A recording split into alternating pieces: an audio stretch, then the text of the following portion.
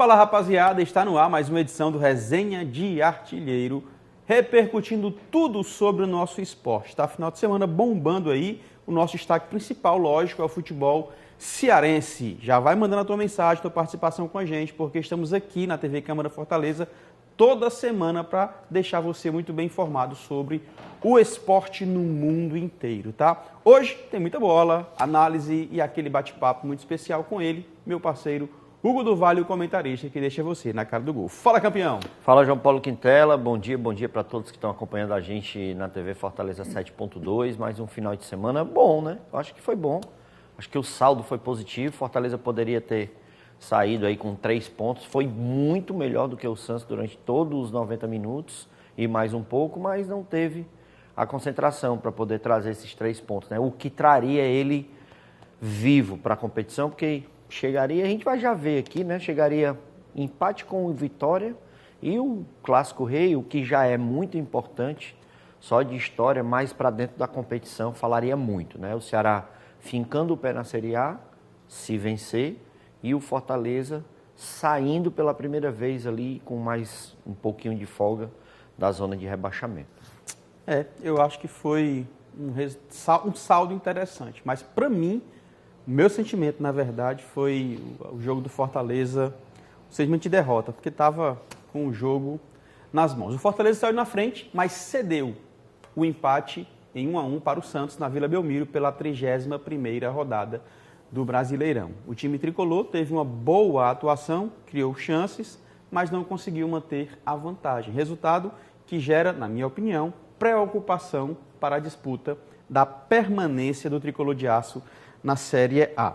Cara, de verdade, eu acho que jogou bem, dava para ter vencido essa partida, no que pese ser na Vila Belmiro, no que pese ser o Santos, no que pese ter um cara diferenciado no jogo, entrou no segundo tempo, o Neymar, e já mostrou toda a sua... É impressionante como ele joga bola, mas claro, a gente entende o físico, o quanto ele já está, mas o meu sentimento dava para ter vencido, pontuado 3 caroços ali para poder subir na tabela de classificação. Não sei se posições, mas a pontuação seria interessante. Com o resultado, fica ainda mais complicado para o tricolor de aço.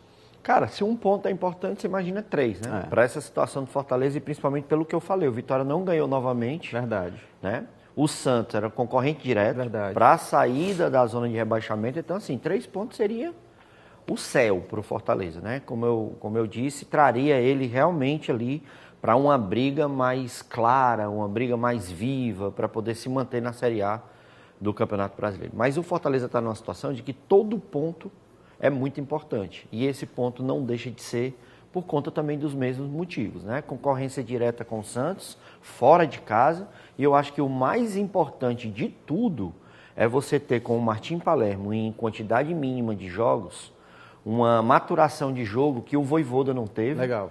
Que o próprio Renato Paiva também não teve e que você encontra, né? Não só no próprio Palermo, à beira do campo, mas os jogadores dentro do campo dando esse retorno para ele, né? A briga, a constante obediência tática do que pede o treinador, né? O Fortaleza, como eu falei, durante os 90 minutos foi melhor. Na hora que levou um gol, e um gol totalmente despretensioso, né? Por mais que o Santos tenha se organizado de uma forma onde colocou os corredores com jogadores habilidosos, né? Destaque para o Robinho Júnior, né? Esse menino que realmente, ele não só conquistou ali a habilidade do pai, mas o cara ainda é canhoto. Né? Ele ainda consegue ter um pouco mais de dificuldade para o adversário de marcar. Eu acho que ele foi mais importante do que o Neymar, por exemplo, para a mudança de jogo do Santos, que não foi também essas coisas todas.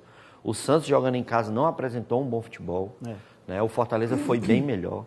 Mas assim, foi um determinado momento do jogo em que o Fortaleza leva um gol, que bate em alguém, que entra no gol e faz a torcida explodir, mas até nisso o Fortaleza foi bem, porque ele conseguiu equilibrar e mesmo assim ele teve a oportunidade mais clara do que o Santos de sair com a vitória, que foi o lance do Moisés. O Moisés fez uma belíssima jogada, né, com a assinatura dele, e aproveitando o nome assinatura, ele não precisava era colocar os acentos, né? Bastava ter escrito Moisés. Quando eu falo isso, bastava um drible e ter chutado no gol, que eu acho que tinha sido mais objetivo, mas o homem quis colocar o pingo no i e o acento no e, né? Para fazer Moisés em cima do zagueiro. Antes disso, o Fortaleza também teve a oportunidade de ampliar o placar 2 vezes com o Breno Lopes. A primeira, numa situação de contra-ataque que o Palermo fez muito bem. Se você observar uma modificação que ele fez, que gerou, inclusive, a reclamação de alguns torcedores por conta do Diogo Barbosa. Eu entendo que é um jogador que não performou bem esse ano, mas aquela modificação foi sadia, porque enquanto o Santos estava com o Igor Vinícius e com o Robinho Júnior pelo lado direito, o Neymar e o Guilherme pelo lado esquerdo, o Palermo ele fez ali um reforço nas laterais. Ele colocou o Pikachu junto com o Mancuso e colocou o Diogo Barbosa junto com o Bruno Pacheco. De uma certa forma, ele conseguiu, inclusive, até neutralizar um pouco o Santos e gerando os contra-ataques, né? Porque, como eu estou falando, primeira bola, o Breno Lopes pega, puxa para o lado direito, ele abre uma situação para 2 jogadores do Fortaleza que fechavam ali no meio para finalizar e ele arrisca um chute direto para o gol.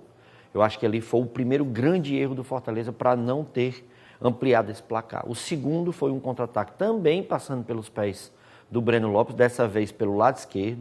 Ele tinha Pikachu e Diogo Barbosa pelo meio e ele dá o passe no contrapé da corrida do jogador. Isso atrasa o domínio de bola, atrasa várias situações num contra-ataque, mas mesmo assim gerou uma situação de gol que foi o Diogo Barbosa, mesmo pressionado por 5 jogadores, conseguiu finalizar, mas perdeu o gol. Enfim, essa consistência do Fortaleza traz um ânimo para o torcedor. Você vê isso claramente nas redes sociais, você vê isso claramente nos próprios jogadores. O presidente Marcelo Paes da SAF, né? Ele acaba aparecendo e muitas vezes agora pedindo para que dê esse reforço para os atletas, porque a torcida chegando junto de um atleta que está com confiança para sair dessa situação melhora mais ainda, né? E eu acho que é isso que o Fortaleza precisa. Vai se livrar? Não estou dizendo que vai se livrar, mas está com um cenário muito bom, inclusive com expectativas para clássico. Se você perguntasse uma semana atrás, antes da vitória do Flamengo, o empate contra o Santos, todo mundo diria que o Ceará ganharia fácil o Clássico Rei. Hoje, a pergunta divide opiniões. Ontem eu estava participando de um outro programa, foi o TVC Esporte Clube, um abraço para o Ebert e para o Bechara, a gente estava junto lá, e o Bechara falou, cara, eu não consigo dizer não, de quem vai ganhar, vou ficar em cima do muro e tal. Por quê? Por conta justamente desse volume de jogo apresentado pelo Fortaleza nesse momento. Sim. Né? Tá na zona de rebaixamento, mas apresenta um futebol que quer muito sair dali. Agora, querer não é poder, tem que jogar e tem que fazer o resultado. Vem o Ceará, aí vem aquela sequência que a gente já vem falando aqui. Bahia, Atlético Mineiro 2 vezes, Corinthians, né, que podem aí nessas partidas serem o que é preponderante para o Fortaleza, enfim, dizer que vai ficar e fincar os pés na Série A do Campeonato Brasileiro. Tá bom. Após o empate, o técnico Martim Palermo avaliou a partida. Para o argentino, o Fortaleza criou e marcou bem, mas faltou matar o jogo. Ele também destacou que o time precisa manter o foco para sair da zona de risco. Vamos ouvi-lo. Que Fortaleza está crescendo, que Fortaleza sigue en esa mejora partido a partido y creo que hoy volvió a demostrar en una cancha difícil contra un rival duro como era Santos, un rival directo en la búsqueda de descontar puntos. Creo que es destacable lo que de nuevo el equipo desde lo defensivo fue fuerte. Creo que el segundo tiempo fue más la propuesta de Santos en esa búsqueda de igualar el partido. Nosotros tuvimos situaciones y lamentablemente no pudimos concretar 2 o 3 acciones, tanto la de Moisés como la de Diogo. Otra creo que fue de Breno también, de contragolpe, de una transición rápida. Pero me voy con una buena sensación, de lo que sigue demostrando el equipo y lo que queda por delante. Cara, sendo muito honesto, vejo o Palermo, neste momento, para o Tricolor de Aço, um cara que tem conseguido extrair muito dos seus atletas. O Fortaleza vem jogando bem debaixo do comando técnico do Palermo. Eu não teria tirado o outro argentino, Vojvoda, mas o que o Palermo tem feito tem sido muito interessante. Você falava há pouco tempo sobre isso, né?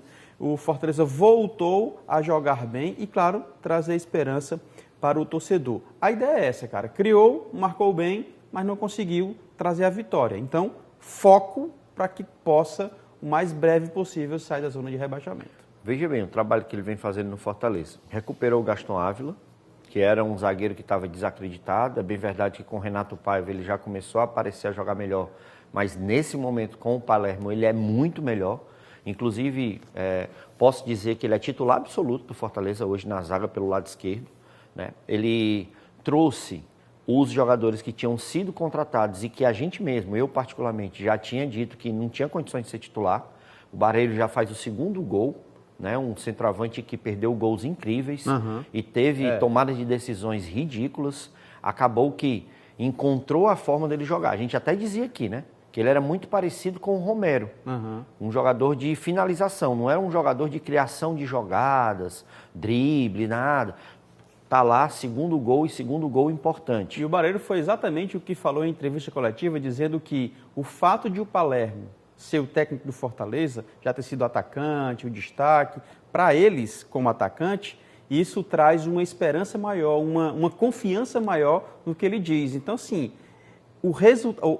a resposta, o espelho do que tem acontecido em campo, segundo o Barreiro, é a figura do Palermo como técnico nesse momento. Então, assim, legal. E realmente causa um impacto, e aí ponto para a diretoria do Fortaleza que apostou nisso. A gente lembra muito bem que o vestiário, né, ia sentir muito a chegada de um artilheiro, seleção argentina, campeão de Copa América, um monte de coisas atrelado ao Palermo. E o Barreiro, por mais que seja paraguaio, se não me engano, e o argentino é o Herrera, é outro jogador também que veio aparecendo, né, tá ali como titular numa posição carente, onde, por exemplo, eu tinha prioridade para o Prior, para o Pikachu, mas o Herrera vem fazendo bons jogos, principalmente nessa retomada de meio, né, para o ataque, ele vem fazendo muito bem, carregando essa bola. Fora isso, trouxe também o Pierre, né, que é um jogador que eu acho que é um destaque do Fortaleza, está suprindo a falta do melhor jogador do Fortaleza na temporada até aqui, que é o Matheus Pereira, que ainda se encontra no departamento médico. Então, são vários benefícios que traz o Martim Palermo para o Fortaleza. E é por isso que a gente fala dessa consistência. Mas, Hugo, está falando de consistência de um time que está brigando para não cair? Acontece. O time se recupera dentro da competição e o trabalho do treinador fala muito por isso, né? Então, trazer essas benesses para o Fortaleza nesse momento é importante porque vai pegar confrontos diretos, como esse contra o Santos, e o Fortaleza pode estar melhor, pode não ganhar, não foi dessa vez, mas pode ser que num próximo confronto, assim como foi contra o Flamengo, o Fortaleza consiga algo que não seja surpresa para ninguém. Porque eu acho que a surpresa do campeonato foi o Fortaleza ganhar do Flamengo. Ganhar das outras equipes agora só faz a gente acreditar que é um Fortaleza que sempre esteve lá dentro, mas que não teve a gerência, né, a competência para colocar o melhor time em campo e utilizar do melhor dos jogadores. Por mais que nessa relação tenha o Juan Pablo Vojvoda, que é o maior técnico da equipe do Tricolor. Vamos para a tabela analisar o Tricolor de Aço nessa situação. Tá? O 18º colocado, ele tem 28 pontos, já fez 30 jogos, saldo negativo de 17 gols, permanece com o empate e ainda está na zona de rebaixamento. Hugo, cara, faltam para o Fortaleza 8 jogos, com 28 pontos disputados. A gente precisa aí de 17 pontos em 8 jogos. Claro que se a gente mantiver aquela régua de 45 pontos, a gente sabe que pode baixar um pouco. Já caiu, né, João? Já caiu, na verdade. Nos últimos 7 anos, só um ano foi 45. Todos os outros foi 42, 43. E esse ano também a gente já sabe que baixa. Inclusive o Mauro Bastos, né, que está no grupo da gente lá, que a gente participa lá do Confraria Alencarina, né, que é dos Mantos Alencarinos. Mantos Alencarinos, ele realmente mostra isso. Hoje a régua está em 43, 42. Então, são 8 jogos, possíveis 24 pontos, para ganhar 17, eu acho que não precisa de 17.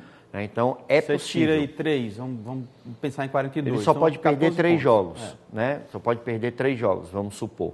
Então, é muito factível ao Fortaleza, principalmente pelos adversários. Eu continuo com o mesmo pensamento, só que agora ganha o reforço, né? Eu falava de Atlético Mineiro ou Internacional, para serem os times grandes que podem ali estar dando uma oportunidade para o Vitória, para o Fortaleza, para o Santos de se manter na Série A, ele ganha a companhia do Red Bull Bragantino. Red Bull Bragantino hoje, se você olhar aqui na tabela, você vai ver que ele já está ali, né, próximo ao Santos, próximo ao Internacional. O Atlético Mineiro, que ganhou um pontinho com um empate, se escapou um pouquinho com 37 pontos, mas acho que vai ficar definido ali. Atlético Mineiro para baixo, eu acho que saem os rebaixados do campeonato desse ano. E pelo nível de futebol que vem sendo apresentado, e dentre esses times, só o Atlético Mineiro, se eu não me engano, tem outra competição para disputar, e não é qualquer competição, é uma final de Sul-Americana, pode ser também um ponto positivo para essas outras equipes que só têm o Campeonato Brasileiro para se preocupar.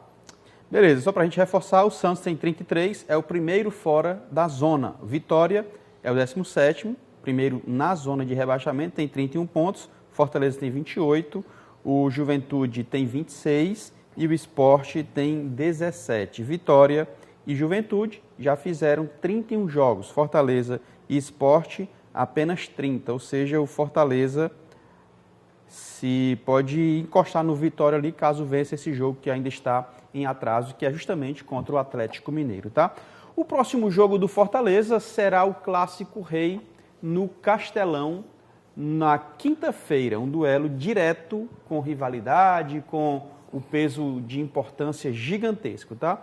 Claro que o foco será a luta tanto para o Fortaleza, no caso a permanência, quanto para o Ceará por melhores posições. O Ceará ainda luta para não cair, mas penso eu que neste momento olha para cima, olha para conseguir disputar uma Sul-Americana no ano que vem. A gente vai falar daqui a pouco sobre o Clássico. Vai lá, vai, Clássico Rei logo, vai.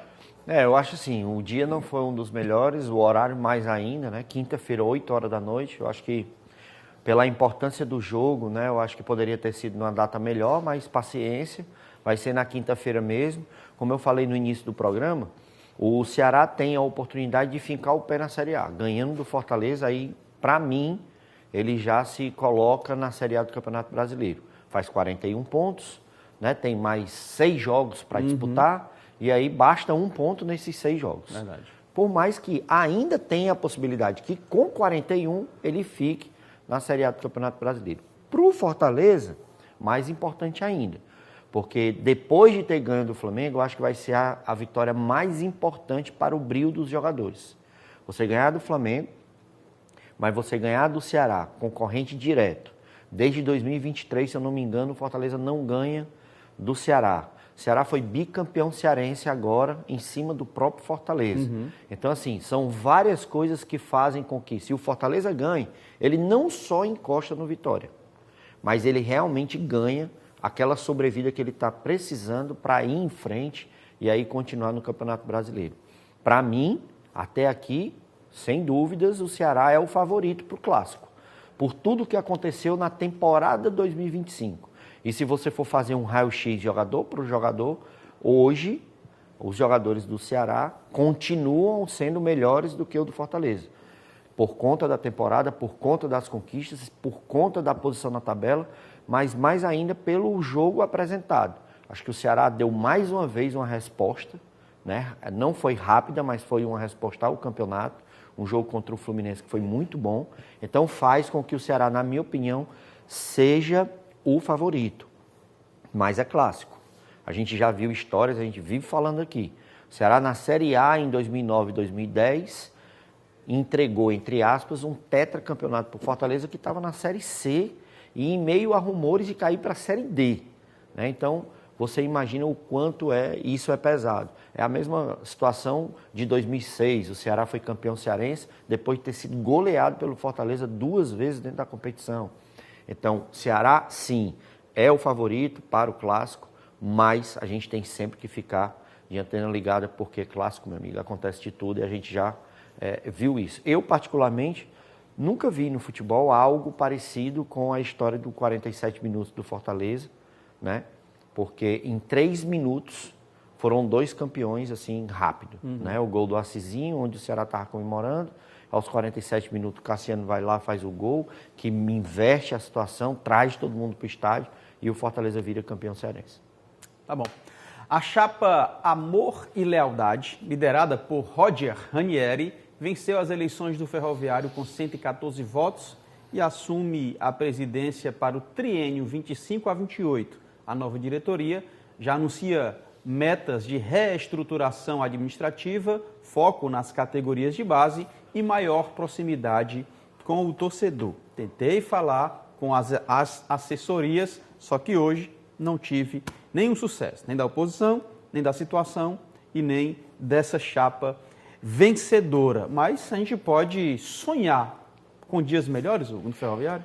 Cara, eu falei aqui, inclusive, na sexta-feira, né? A gente tem só uma expectativa, que já começou mal, diga-se de passagem, né? Porque um ganhou, o outro perdeu, ninguém deu retorno.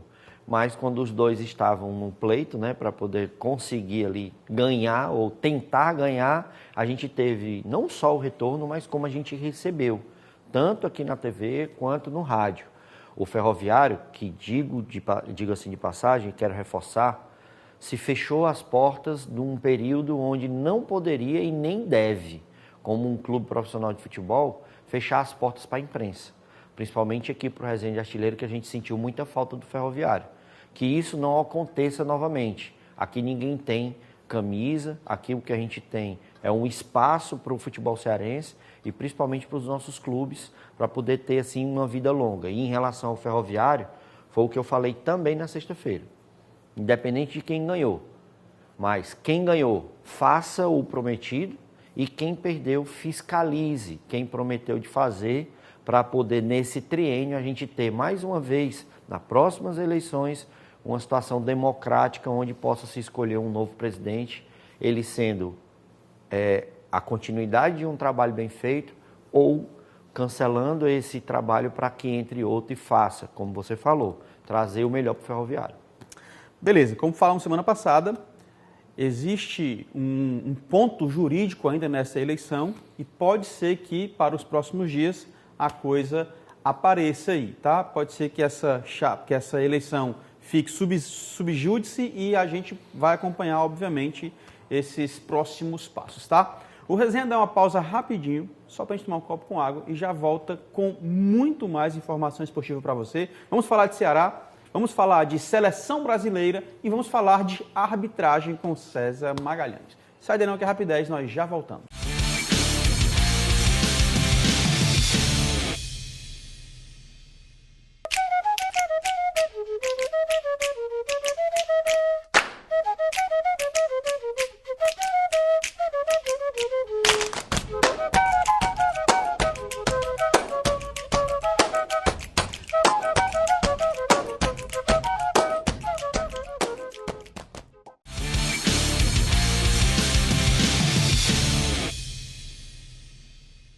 Estamos de volta com Resenha de Artilheiro, seu espaço para falar de esporte com alegria, com opinião, tá? Manda tua mensagem para a gente, estamos aqui sempre, toda semana, para falar sobre o mundo do esporte. A tua participação é muito especial, muito importante também para a gente. Bora começar falando sobre o quê? Alvinegro de Porangabuçu, que parecia ser outro time, na verdade, não o Ceará. O Fluminense parecia ser outra equipe, tá? O Ceará venceu o tricolor carioca por 2-0 na Arena Castelão pela 31ª rodada do Brasileirão.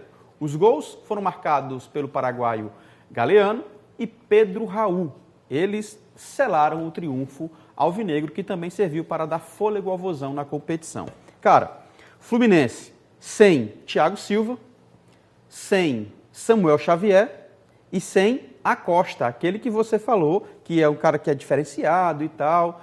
Não sei se foi isso, cara, porque assim, são 3 peças fundamentais para o Fluminense. Não sei se foi isso, mas eu vi um Fluminense apático em campo, eu vi um Fluminense sem conseguir criar, e claro, o Ceará não tem nada a ver com isso, diante do seu torcedor, fez a festa, 2-0, de volta às vitórias, e não só vitórias, eram 3 jogos sem vencer, e 3 jogos sem fazer gols. O Pedro Raul fez um, Galeano fez um, 2-0 para o Ceará. Cara, é bem verdade que realmente faz falta, né? Thiago Silva, gigante, né? O Samuel Xavier também vem se destacando muito na lateral da equipe do Fluminense. O Acosta, para mim, né? Vem sendo uma grande revelação dentro da competição. É um jogador muito habilidoso, mas a gente também tem que botar na conta que o Ceará veio diferente, né? O Ceará veio com o Marcos Vitor, estava de volta. O Ceará teve Pedro Henrique no lugar do Fernandinho, que eu acho que fez a diferença também. Né? E mais do que isso, o Ceará trocou o Lourenço pelo Fernando Sobral, que jogou muito bem ontem. Jogou bem. Então, assim, o Fluminense não teve esses jogadores porque quis. Inclusive, estavam disponíveis. E o Ceará acabou modificando porque jogou em casa. Para mim, o Ceará poderia até ter tido uma vitória bem mais tranquila do que foi. Né? Nada contra, mas essa opção pelo Vinícius, o Ceará está tendo, é para justamente ter essa movimentação no meio-campo. Esse jogador que aparece, vai buscar a bola, ele faz ali a ligação entre o meio e o ataque e tal. Só que isso não vem acontecendo. É bem verdade que ele passa praticamente o jogo todo apagado. A gente não vê ele em campo praticamente, né? E essa questão de acelera jogo, toca de lado, é muito pouco para o que o Ceará precisa confirmar logo dentro da competição. O Ceará tendo ali, por exemplo, um meio-campo com o Sobral, o Zanocelo, que para mim finca como um jogador titular da equipe do Ceará, porque entrega muito bem essa questão da marcação juntamente com um bom passe na saída de bola, ele pode muito bem sair com Sobral, Zanocelo e Lourenço, né, para poder ter uma marcação bem mais forte e fazer com que os extremos joguem muito mais e assim o Pedro Raul tenha mais oportunidades. Mas o Ceará foi tão bem dentro do jogo que se deu ao luxo de ter o Vinícius realmente fazendo essa situação de abertura de jogo, toque de lado, né, uma inserção de uma bola onde não traz objetividade, é isso que eu estou dizendo. Para ser o jogador contratado do jeito que foi, para ter o histórico e a expectativa do torcedor, que foi daquele tempo de 2020, ele ainda não está entregando. Mas o Ceará, como um todo, jogou muito determinado atrás dessa vitória. Pressionou muito a equipe do Fluminense. Você tira, e isso que eu estou falando em relação ao Vinícius, que o Fernando Sobral fez uma jogada que era para ser feita pelo Vinícius. Uma jogada na entrada da área, avançando, entrando na área, cortando marcação, entrando na diagonal e servindo o companheiro. Acabou o Fernando Sobral, que não tem tanta essa característica, jogando ali, fazendo essa jogada, que abriu o placar com mais um gol do Galeano. É impressionante o quanto o Galeano se identificou com o Ceará. Né? A gente já tinha William Machado, Dieguinho e Galeano como destaques do Ceará. Com esse jogo, a gente pode dizer que o Marcos Vitor entra para esse seleto grupo de jogadores que estão trazendo um Ceará bem mais forte. O Fabiano também jogou muito bem. Ele acabou eliminando ali o Serna, que é um jogador de força, de velocidade. Inclusive tiveram um embate logo no primeiro tempo. O Serna botou a bola na frente, mas o Fabiano soberano na jogada. Então o Ceará foi muito aplicado, taticamente. Mesmo com essa falta de criatividade no meio campo que o Ceará de vez em quando precisa para poder se desvencilhar da marcação, ele conseguiu implementar o seu jogo. Né? Então, com as modificações feitas pelo Fluminense e as modificações feitas pelo Ceará, o Ceará acabou saindo na vantagem. Não foi só porque ganhou, foi porque jogou bem. O Ceará, durante os primeiros 20, 25 minutos, o torcedor já estava sem paciência, porque o Ceará estava faltando isso. Foi quando ousou e veio pelo Fernando Sobral. Essa jogada do Fernando Sobral me traz mais uma confirmação. Esse atleta pode ser utilizado como um extremo, ou pelo lado direito ou pelo lado esquerdo, substituindo o Galeano, substituindo o Pedro Henrique. Ele não é atacante, mas ele é um jogador que fortalece o corredor e ele tem muita força para poder fazer uma marcação-pressão na saída de bola do adversário. Talvez seja por isso que a gente enxergou um Fluminense ruim, um Fluminense que não teve tanta qualidade assim. Até por conta que perdeu o Acosta, mas teve o Lima, conhecido aqui do futebol cearense, que também tentou se movimentar, mas muito marcado pelo meio-campo do Ceará. É a resposta que o Ceará dá de novo, depois de uma sequência de não vitórias. Você falou 3, mas foram 4 não vitórias do Ceará em seguida.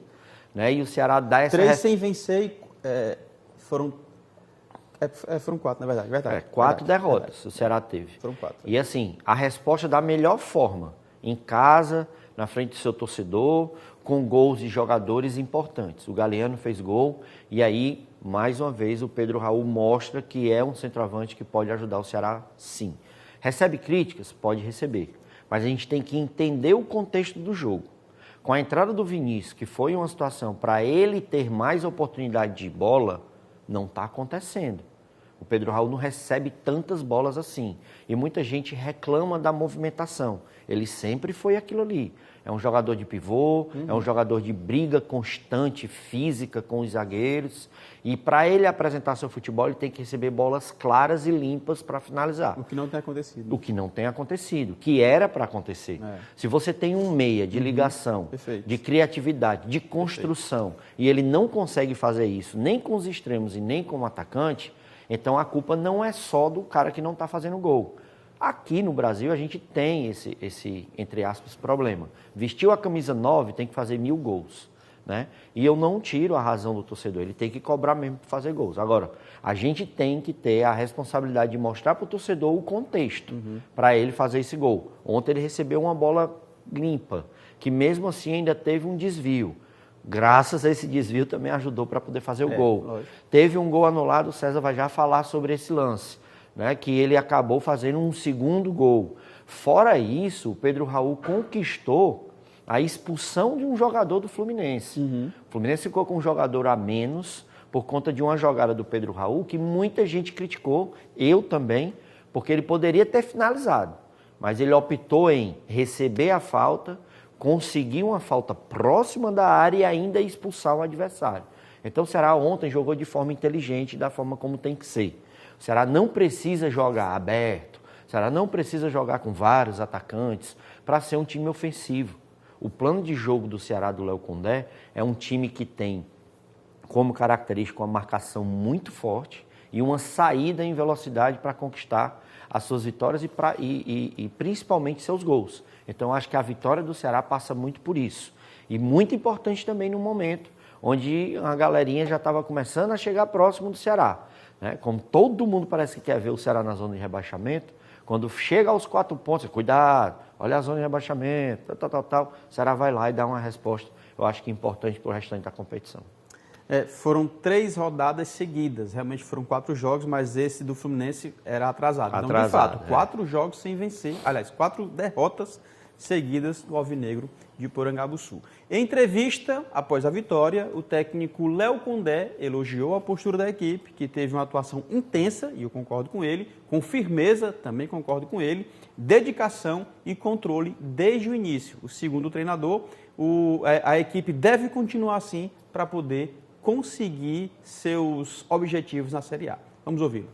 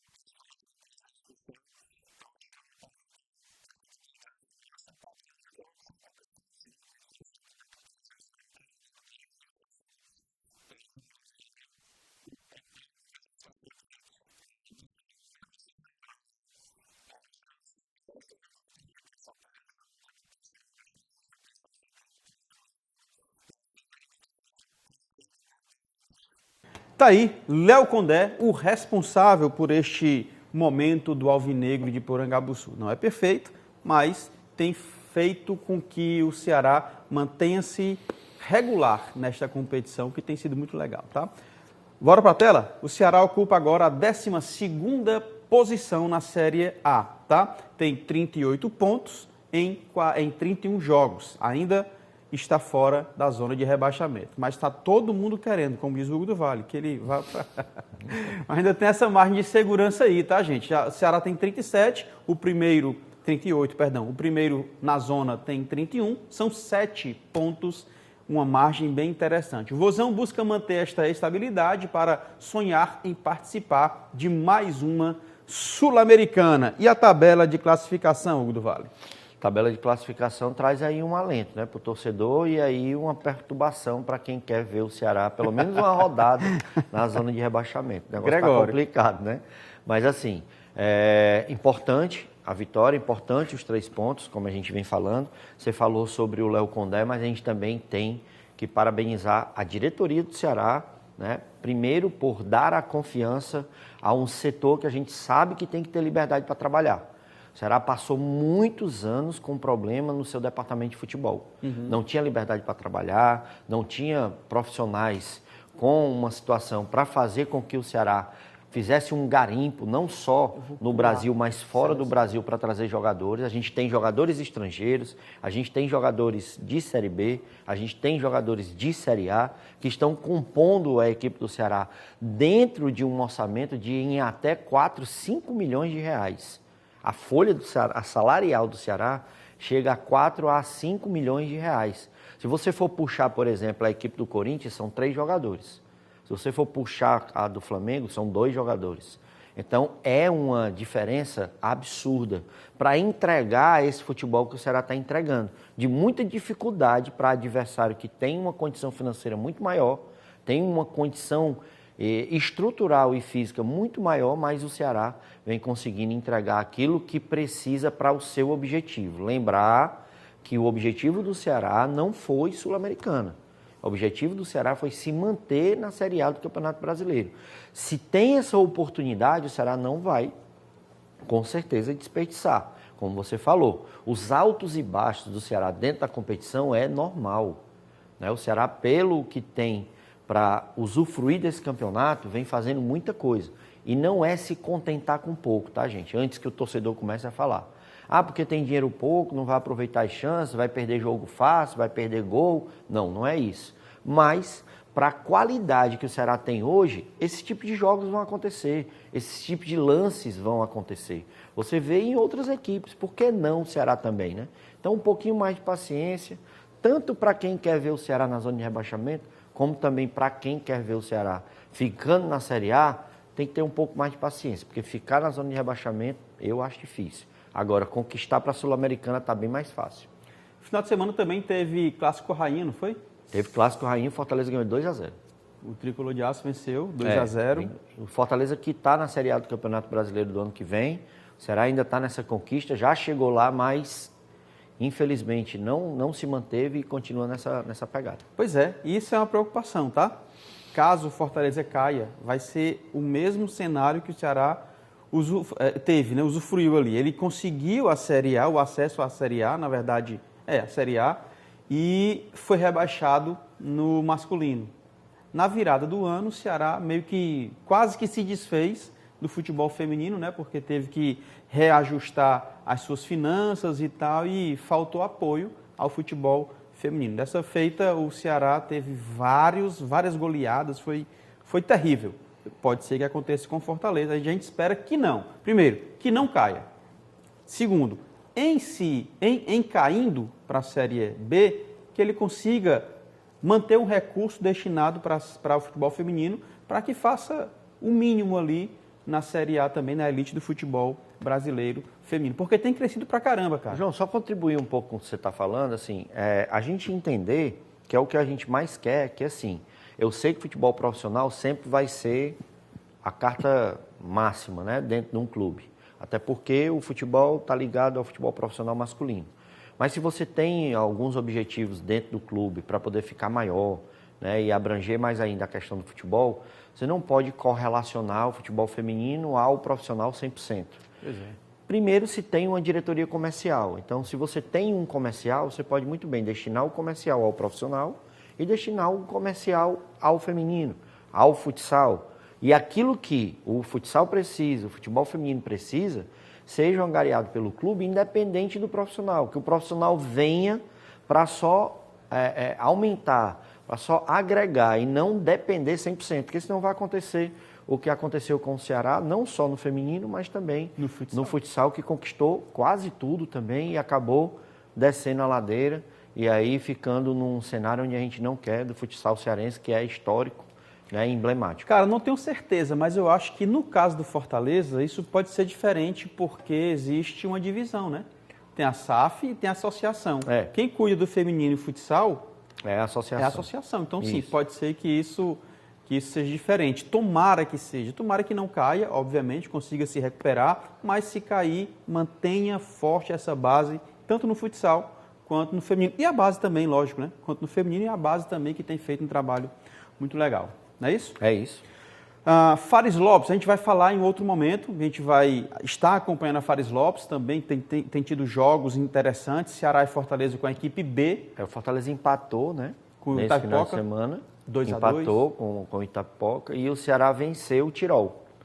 Aí, só uma observação, o Ceará está jogando essa competição com sub-20. Né? E o Tirol, na minha Fortaleza opinião... também, não é isso? Fortaleza e Ceará estão jogando com sub-20. E, na minha opinião, o Ceará enfrentou um time super difícil. O Tirol talvez é o time mais forte dessa Fares Lopes. Contratou Ciel, Edson Cariús, vários outros, Lincoln, vários outros jogadores aí para fazer o que ele tentou fazer ano passado. Janeudo, César Sampaio. Uma galera muito Lincoln. forte que passou por Ferroviário campeão brasileiro, passou por outras equipes que disputou Série D de Campeonato Brasileiro, Série C de Campeonato Brasileiro, e o Ceará conseguiu essa vitória muito importante para os técnico, né? Também. Isso. Também. O Reginaldo França. De muita qualidade, o Isso. Reginaldo França, né? Enfim.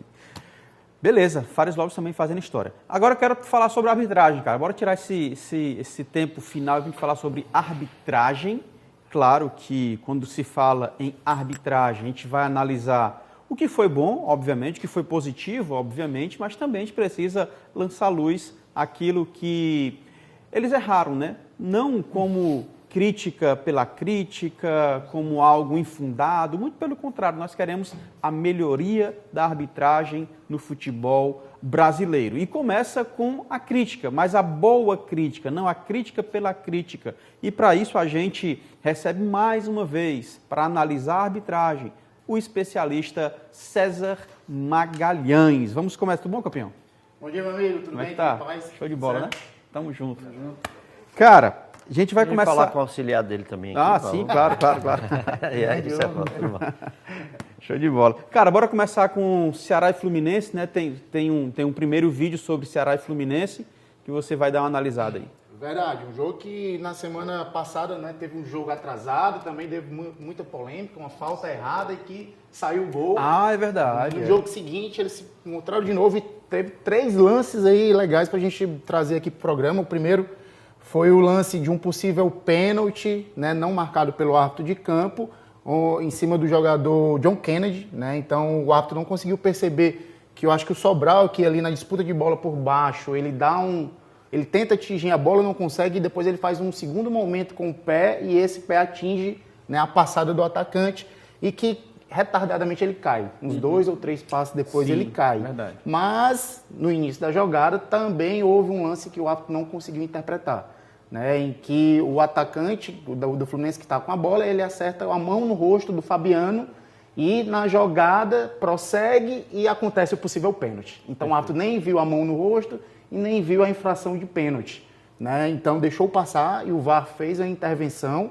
Possivelmente é um lance discutível o pênalti, né? Não acho que é um erro claro e óbvio, né? Um absurdo não marcar um pênalti, porque o jogador ele consegue correr e depois ele cai, mas ele se joga, possivelmente, tem quem diga que ele recebe o contato e depois quando ele não consegue mais ele vai e cai, mas aquilo também interfere na corrida.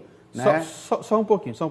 Claro. Se por acaso não tivesse a falta antes, então rosto, seria pênalti, não estaria errado. Não estaria errado, né? Possivelmente o árbitro não enxergou nenhuma das duas infrações e aí o VAR chamou para fazer a intervenção. Entendi. Porque esse é um grande detalhe.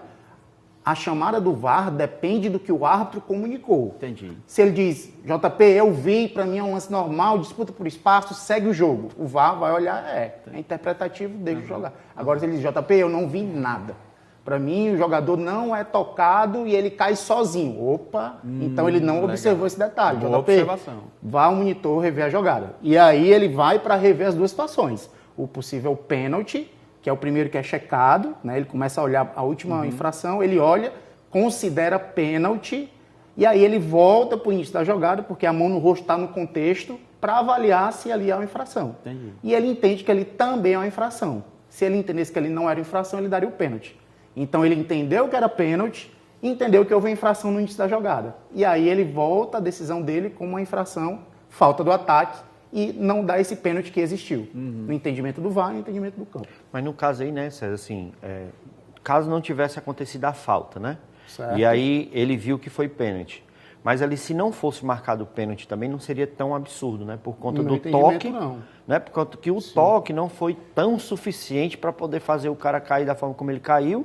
E principalmente de forma retardada, né? Porque ele Aí dá seria 2 interpretação passos, mesmo, né? aí seria a opinião do próprio árbitro. né? Exatamente, é um lance interpretativo, não é um absurdo, pênalti ou não pênalti ali. Mas como ele não viu nenhum dos lances, né, principalmente o penal, porque também a mão no rosto poderia ser considerada até um vermelho. Aham. Né? Então Podia. teria indícios para duas chamadas. Então o VAR chamou para, olha, cara, tem duas situações, avalia aí e decide. A No meu arbitragem entendimento, acertou. a decisão foi correta. Foi correta. Né? A primeira infração foi a mão no rosto, Aham. tem que ser marcada, e aquele pênalti não poderia ser marcado, porque houve infração na jogada, né? Show Da de equipe bola. atacante. Vídeo 2. Ainda Ceará e Fluminense, cartão vermelho direto. Cartão vermelho direto, o jogador atacante, o Pedro Raul, ele é lançado, né, do meio campo, e aí sai cara a cara com o goleiro, tendo só um último defensor que faz uma infração clara. Né? Ali é claro, porque ele calça embaixo e joga o cotovelo nas costas, né, levando a queda do Pedro Raul.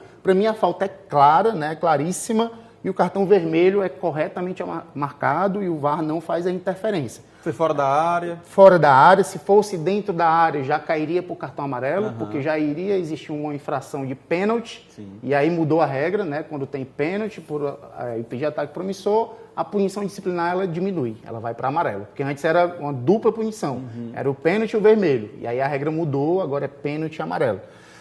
E também houve uma situação de possível impedimento, né? Que ali as linhas do VAR no final traçaram para definir se o vermelho seguiria ou se seria marcado o impedimento no início da jogada. Então, não houve impedimento. Eu trouxe esse lance que é importante ressaltar, que existe um mito, né, assim, muito de torcedor, mas era o último homem. Mas não era o último homem, né? Ainda tinha um goleiro. Sim. Tinha um defensor e tinha um goleiro. Então, o que a regra não fala de último homem, a regra fala de impedir uma oportunidade de gol. Então, pode ser o goleiro ou pode ser o último defensor. Né? Então, o árbitro tem que analisar 4 situações. A direção, então ele estava indo direto à meta, a distância, muito próxima, né? Entrando na área de meta, o número de defensores, não tinha mais ninguém, tinha o último, era 5 metros dele, tirando esse que fez a falta, e o domínio, né? Então a bola estava em claro domínio. Então ali é quando tem essas 4 situações juntas, é considerado uma oportunidade clara de gol. Então o árbitro deu o vermelho direto e o VAR não fez nenhum tipo de intervenção corretamente. Então, segundo lance de acerto da arbitragem nesse jogo. Aí só uma observação também, né, o César, que eu acho que é importante, o que ele falou, mas para poder ficar claro, porque quando o cara recebe uma bola daquela ali, todo mundo já levanta do estádio e diz, é o último homem, tem que expulsar, né? E aí, assim, foi muito importante também o domínio do Pedro Raul levar em direção ao gol. Porque se ele dá esse tapa de lado, né, César? Eu acho que já perde um pouco do sentido, né? Se muda a direção, já começa a ir para a lateral, ele já vai ter que se virar muito para dominar a bola, e aí tem defensor chegando, então já muda a configuração. Então a distância, a direção, a velocidade, Muito legal, a posição dos defensores, tudo isso interfere na decisão do árbitro. Para considerar se é realmente uma oportunidade de gol. Cara, que legal, né?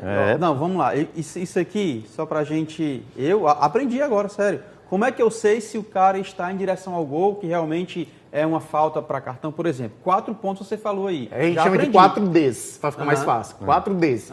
Domínio, o jogador tem o domínio da bola.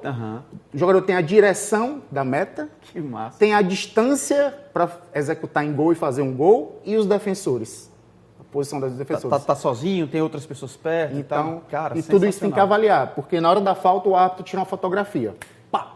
E aí ele tem que raciocinar e 2 segundos depois da fotografia já mudou, todo mundo. Todo mundo já mudou de lugar. E aí ele tem que estar mental ali para poder decidir correto e ver, olha, é vermelho. Domínio, direção, Distância e defensor. Defensores. Sensacional. 4 vezes. Sensacional. Esse corte que vai para todo lugar. Ninguém sabe disso, não. Gostei, cara. Parabéns. O terceiro vídeo é Ceará e Fluminense, gol anulado. Isso. O gol do Pedro Raul, né? Raul, Anulado aí por uma falta de ataque, né? Então houve ali uma disputa de bola com o Mugni e o defensor do Fluminense.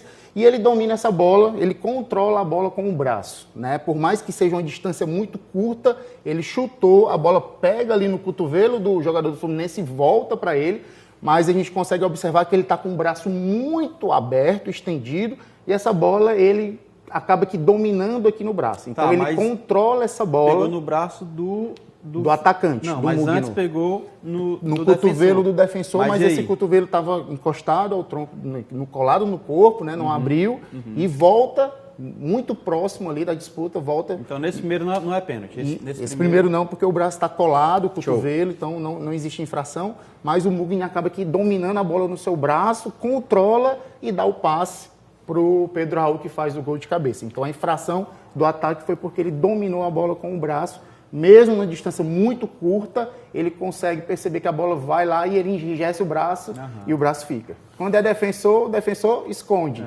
O atacante não, ele dominou a bola com esse braço. Então isso é uma infração corretamente marcada. Eu tenho uma dúvida aqui, que na hora do jogo, que eu fui para o estádio para poder acompanhar a partida de perto, e assim, eu tenho uma dúvida, né? Porque dizem o seguinte, quando o cara domina essa bola, ou então ela bate no braço, mas não é ele que faz o gol, aí o lance segue, né?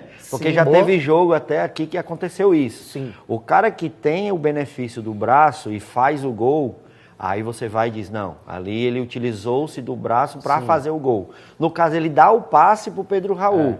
Eu até falei na hora do estádio, que a gente comentando algumas vezes, eu me lembrei disso. Cara, mas quem fez o gol não foi o Mugni, foi o Pedro Raul. Explica pra gente. Verdade, bom ponto. Esse tipo de análise é quando o árbitro entende que é uma bola acidental. A bola pegou no braço do Mugni de forma acidental, não tinha o que ele fazer. Mas nesse lance aí, a interpretação é que ele teve sim a intenção de controlar a bola, tanto que ele enrijece o braço para que a bola bata e fique. Então, o árbitro considerou que foi intencional. Então, sendo intencional, já elimina. Se ele tivesse considerado que fosse acidental, cara, o braço está para trás, pegou no braço e eu fiz o gol, invalida. Certo? Foi acidental, mas eu recebi um benefício por ter, né, pego no meu braço. E não pode. Agora, se pega acidental no meu braço, sobra para mim e eu toco pro Hugo e o Hugo faz o gol, é gol. Meu parceiro, obrigado mais uma vez, cara. Tamo junto, meu amigo. Até a próxima. Macho, rodada volta tem aí, mais. volta aí pra gente. É legal, cara. Massa, gostei mesmo. Né? Sexta-feira tem que a gente vem e fala do Clássico Rei, né? Pronto. Quinta-feira tem Clássico Rei, sexta a gente vem e fala do O Clássico homem Rei. quase não apitou o Clássico Rei. Quantos saiu já? Cinco. Cinco foram cinco? Clássico Rei. Clássico Rei. Bacana. Hugo do Vale, meu parceiro, valeu, hein? Valeu demais. Tamo junto. Tamo junto. Até sexta. Por hoje é só. Agradecemos a sua audiência. Continue ligado nas nossas redes sociais para não perder nenhuma atualização, tá? Nos vemos na próxima sexta-feira, às 10 horas da manhã, aqui na TV Câmara Fortaleza, canal 7.2. Toda segunda e sexta estamos na Fortaleza FM 90.7, a partir das 11 horas da manhã. Resenha de Artilheiro tem a produção, roteiro, edição e apresentação, João Paulo Quintela. Direção da TV Câmara Fortaleza, Lúcio Gleison Uchoa. Edição de imagens, Ranieri Vieira. Cameraman é o homem, Adriano Prudente. O mago, Engenheiro de telecomunicações, direção técnica, Isaac Garcia. E temos ainda no Master uma galera boa, cara. Romildo, Bernardo, Lucas, o Magno, Pedro, quem mais? O Edson Cunha também, que é show de bola. Coordenação da Câmara de Fortaleza, jornalista Moema Soares, tá? E quem preside esta casa é o vereador Léo Couto. Comentários hoje. Hugo do Vale, eu me despeço por aqui. Fique você e toda a sua família na paz de Cristo. E lembre-se, seja memorável sempre. Valeu, tchau.